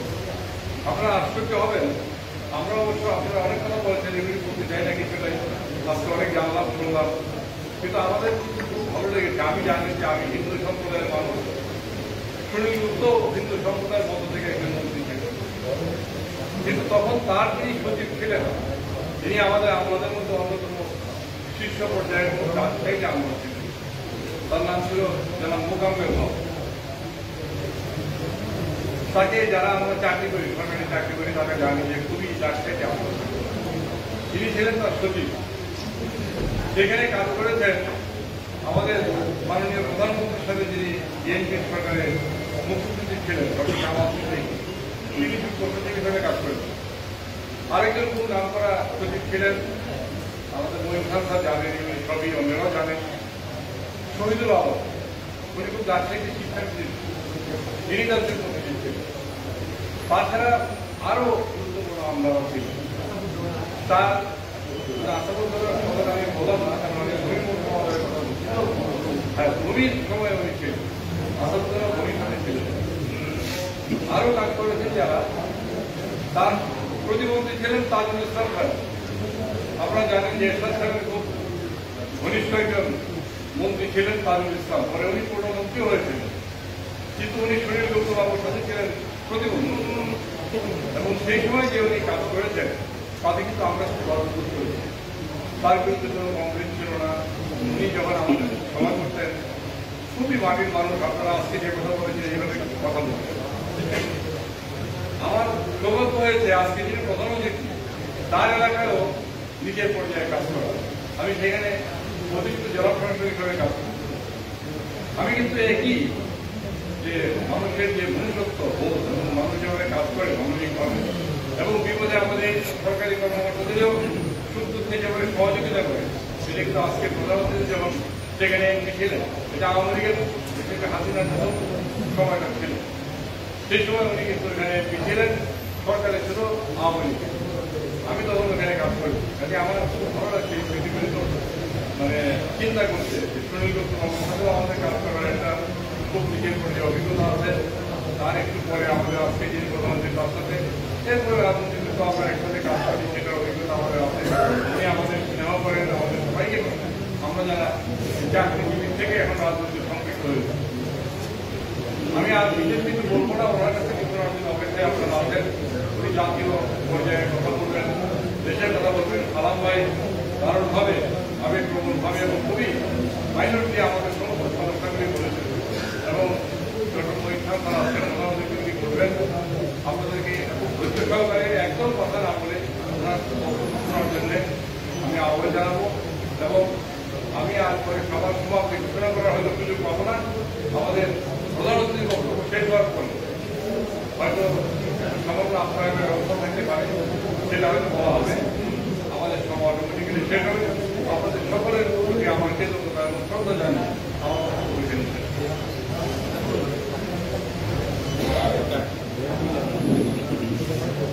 আপনারা জানেন বলায় এখন কোথায় আসবো।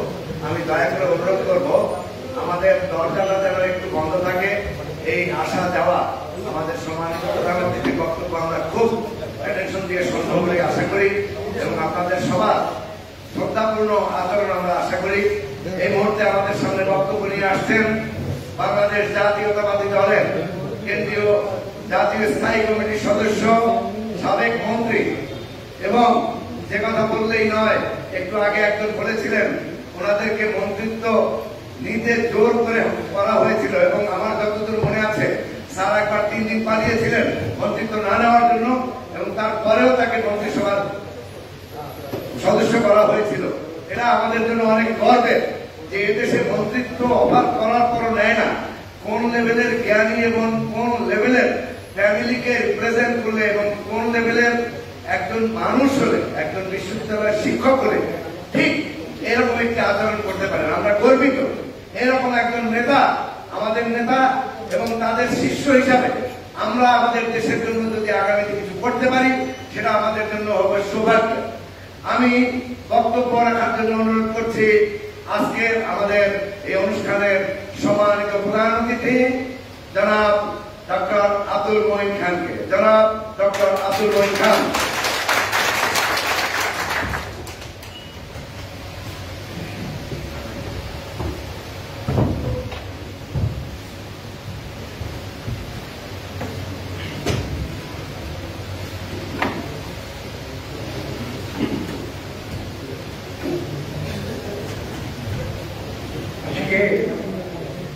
আমরা এখানে সমবেত হয়েছি একটি বিশেষ উদ্দেশ্যে। আমাদের বাংলাদেশের বরিশাল অঞ্চলে একজন মানুষের কাছে বলছি তার জীবনের বিভিন্ন গুণাবলী আমরা ইতিমধ্যে আলোচনা করেছি। তার মধ্যে সবচেয়ে বড় গুণ তিনি তার মনুষ্যত্বের পরিচয়, সেটাই কিন্তু বিভিন্ন বক্তা করতে বসেছে। সুনীল কুমার গুপ্ত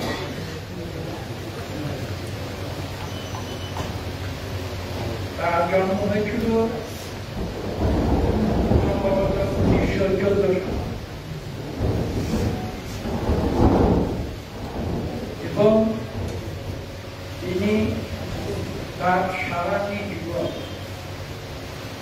এই বাংলাদেশের মানুষের কল্যাণে তিনি ব্যয় করেছেন। এই কথাগুলো আজকে আমরা আলোচনা করছি। একটু আগে জলিদিন চমৎকারভাবে বলেছেন, আমরা আলোচনা করছি কি জন্য? তার জীবনী থেকে আমরা শিক্ষা লাভ করছি। এবং শুধু তাই নয়, তার সঙ্গে আত্মীয় কথাগুলো করছি, আমরা যেন আমাদের জীবনের কর্মকাণ্ডের ভেতর দিয়ে আমাদের পরবর্তী প্রজন্মকেও সেই শিক্ষা দিতে। শহীদ প্রেসিডেন্ট জিয়া রহমান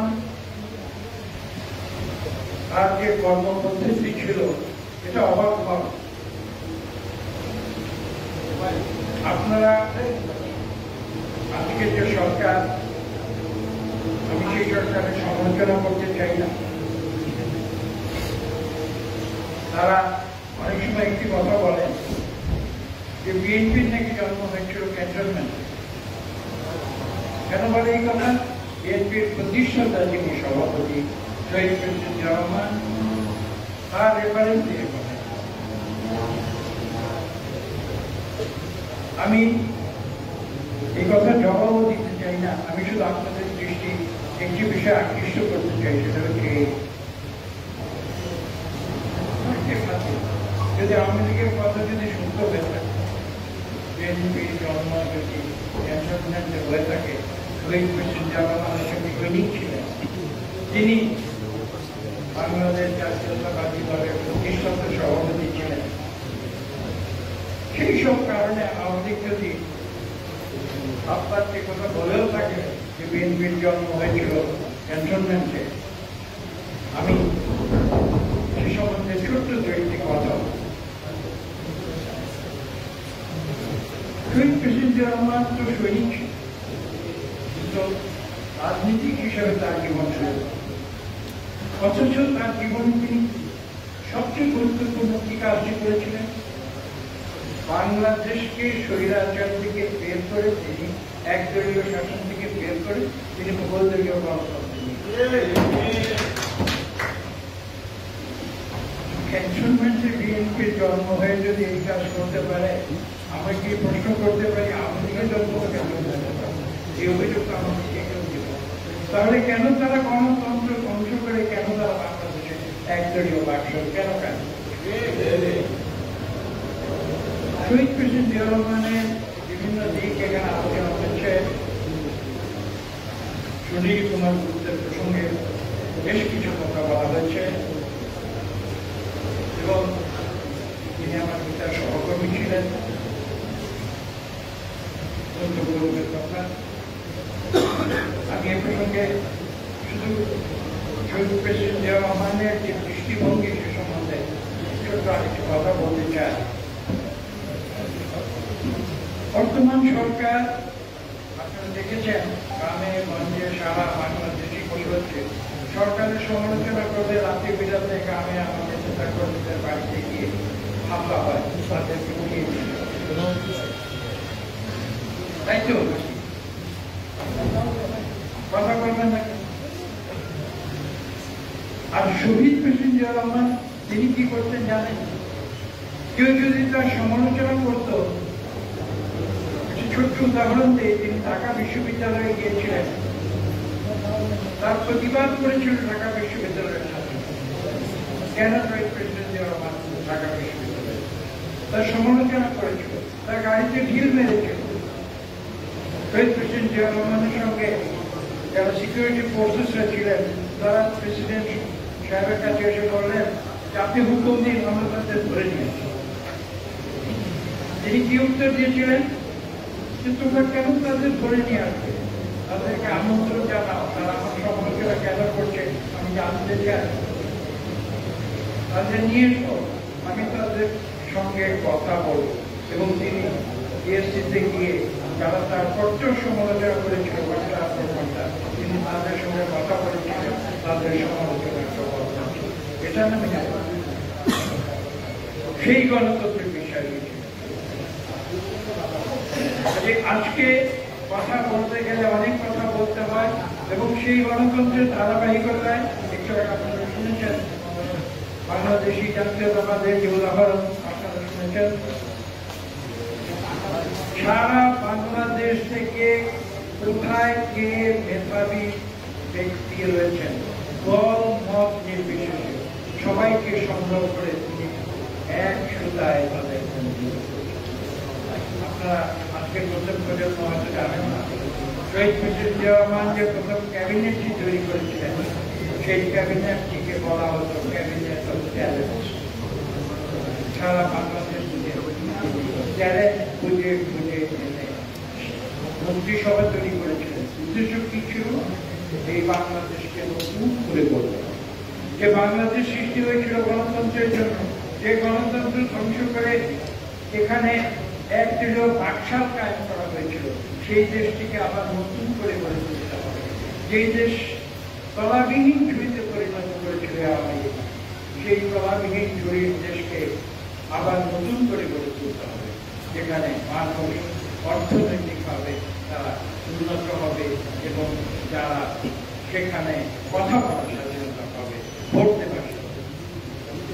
আজকে সেই কথাগুলো উদ্যোগ করে মনে পড়ে যখন আমরা সুনীল কুমার গুপ্তের জীবনের কাহিনী এখানে আলোচনা করি এবং এই উদাহরণগুলো আজকে আপনারা নতুন প্রজন্মকে অনুরোধ করব যে আপনারা সেই উদাহরণগুলো থেকে আপনারা শিক্ষা লাভ। রাজনীতি প্রতিহিংসা করবেন এটা বলতে পারব। রাজনীতির মূল উদ্দেশ্য মানুষের কল্যাণের জন্য, মানুষকে সেবা করা, আমাকে কাজ করে, তাহলেই আমি একজন রাজনীতি অন্য কাজ। কিছুক্ষণ আগে একজন বক্তা বলেছেন অর্থ, বিত্ত, বৈভব, সম্পদ রাজনীতির উদ্দেশ্য কিন্তু সেগুলো নয়। অথচ আজকে আমরা কি করছি? বাংলাদেশে বিলিয়নিয়ার তৈরি হচ্ছে, বিলিয়নিয়ার তৈরি হতেই পারে, কিন্তু সেটা যখন দরিদ্র মানুষের রক্ত শুষে সেই বিলিয়নিয়ার তৈরি হয়, সেটা তো কারো কারণ। আজকে বাংলাদেশে একটু আগে আমি এসেছি, আমার বাসা থেকে আসার আগে বিদ্যুৎ সংযোগ হঠাৎ দেখলাম না। আমি খোঁজ খবর নিলাম, বিদ্যুৎ সরবরাহ বন্ধ হয়ে গেছে। আমরা আলাপ করছিলাম, আমরা বললাম বাংলাদেশের বিদ্যুতের প্রয়োজন নাকি 15,000 মেগাওয়াট, আর এই সরকার এসে তৈরি করেছে উৎপাদন ক্ষমতা নাকি 25,000। তাহলে আমার ছোট্ট প্রশ্ন, তাহলে বিদ্যুৎ যায় কেন? বিদ্যুৎ সংযোগ বিচ্ছিন্ন হয়, পাওয়ার কাট কেন? পাওয়ার কাট হয় এই কারণে যে সেই 25,000 মেগাওয়াট বিদ্যুৎ তৈরির জন্য জনগণের ট্যাক্সের যে টাকা দিয়ে এই ব্যবস্থা করা হয়েছে, তার অধিকাংশ অর্থ বিদ্যুৎ উৎপাদনের কাজে না লেগে বিদেশে লক্ষ কোটি টাকা খরচ। আজকে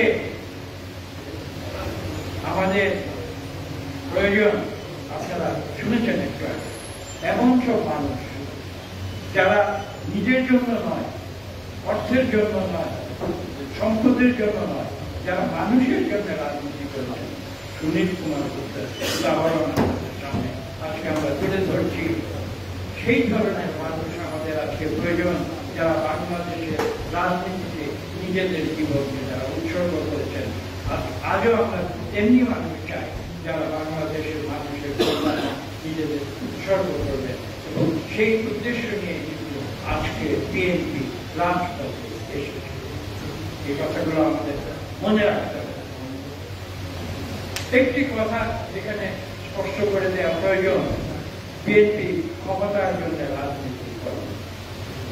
আমি কথাটি বলছি এই কারণে যে আজকে উপলব্ধি করতে হবে যে আমরা যে বিগত 1.5 বছরের বেশি সময় নিয়ে আন্দোলনের একটি পর্যায়ে আমরা অতিক্রম করেছি, সেখানে কিন্তু আমরা বারবার বলেছি আমরা বাংলাদেশে রাজনীতির একটি পরিবর্তন চায়। রাজনীতির কি পরিবর্তন চায়? এই বর্তমান যে হিংসার রাজনীতি, যে প্রতিহিংসার রাজনীতি, যে সংঘাতের রাজনীতি, তা থেকে আমাদের বেরিয়ে আসা এবং এখান থেকে বেরিয়ে এসে আমাদের এমন একটি রাজনীতি শান্তিপূর্ণ পরিবেশে এখানে সৃষ্টি করতে হবে, যেখানে মারামারি হানাহানি নয়, যেখানে জনগণ সুষ্ঠু নিরপেক্ষ নির্বাচনের মাধ্যমে যাদের এই দেশ পরিচালনার দায়িত্ব দেবে, ক্ষমতা নয়, এই দেশ পরিচালনার এই যে একটা কঠিন দায়িত্ব, এটা জনগণ যাদের উপরে অর্পণ করবে তারাই এই দেশ পরিচালনা করবে। এটা বিএনপি বলে কোনো কথা নেই, এটা আওয়ামী লীগ বলে কোনো কথা নেই, জনগণ যাকে ভোট দেবে তারাই হবে সরকার। কারণ গণতন্ত্রের কথাই মূল কথাই হচ্ছে এটি যে দেশ শাসন করবে জনগণের, এবং আমরা সেই আদর্শে বিশ্বাস করে আমরা আন্দোলন করে যাচ্ছি ক্ষমতা। আজকে বক্তব্য দীর্ঘ করার কোনো সুযোগ নেই, সময় সংক্ষিপ্ত। আমি আপনাদের উদ্দেশ্যে একটি কথা বলবো। আমরা রাজনীতিতে এসেছি কেন? আমরা রাজনীতিতে এসেছি শহীদ প্রেসিডেন্ট জিয়া রহমানের আদর্শে। তার জীবনের গুণাবলী বিভিন্ন বক্তারা উল্লেখ করেছেন, আপনারা জানেন।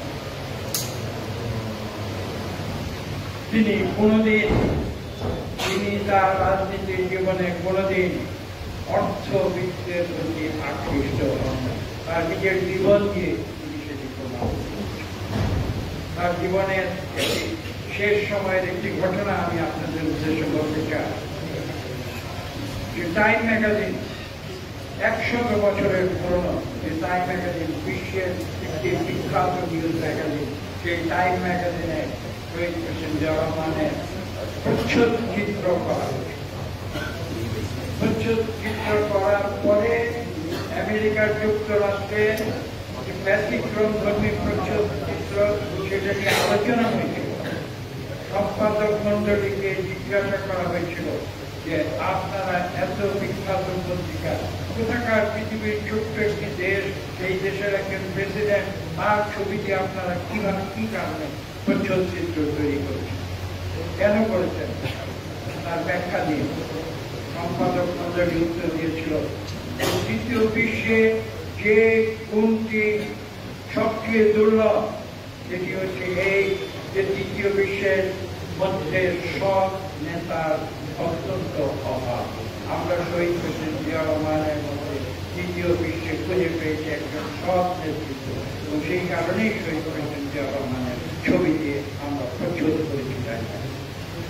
এর চেয়ে বড় অভিনন্দন একজন রাজনীতিকের জীবনে আর কি? যে আজকে আমরা আসুন, আমরা নতুন করে বাংলাদেশকে গড়ে তুলি। বিএনপি আমরা জনগণের কাছে আছি, আমরা জনগণের কাছে থাকবো, এবং আমরা জনগণের কথা আমরা বলব।